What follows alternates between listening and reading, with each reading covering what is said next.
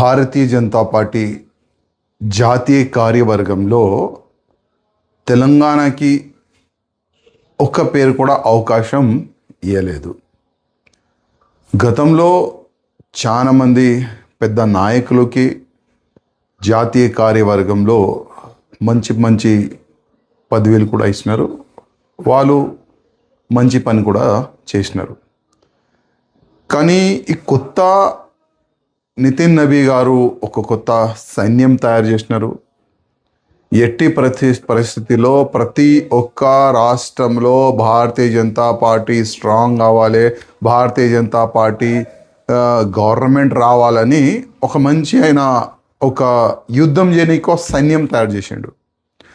కానీ తెలంగాణ నుంచి ఒక్క కూడా పేరుని వాళ్ళు ఇంక్లూడ్ చేయలేదంటే మన తెలంగాణ పెద్ద నాయకులు ఒక్కసారి ఆలోచన చెయ్యాలి.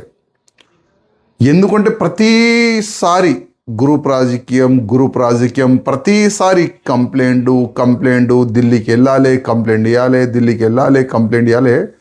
ఈ పెద్ద నాయకులు కూడా అరే ఈ తెలంగాణ మన బీజేపీ అధికారులు మారరు, అందుకోసం వేరేకి అవకాశం ఇద్దామని ఆ విధంగా ఆ యాంగిల్లో వెళ్ళినారని నేను అనుకుంటున్నాను. కనీసం ఎప్పుడైనా మా తెలంగాణ నాయకులకి నా ఒక నివేదిక, మీరు ఈ గ్రూప్ రాజకీయంని పక్కా పెట్టి మనమందరం ఒక్కటే, మన లక్ష్యం ఒక్కటే.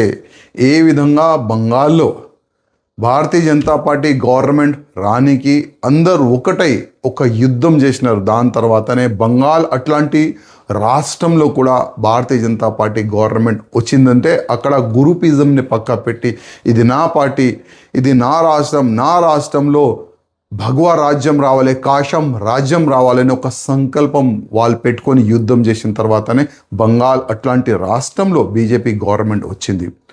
అదే యాంగిల్లో మన తెలంగాణలో కూడా మా నాయకులు కొద్దిగా ఆలోచన చేయాలి. ఎందుకంటే ఇంకా ఎన్ని సంవత్సరాలు నా పార్టీ, నా రాజ్యం, నా వ్యక్తులు అట్లాంటి ఆలోచన ఇంకా ఎన్ని సంవత్సరాలు పెట్టుకుంటారు.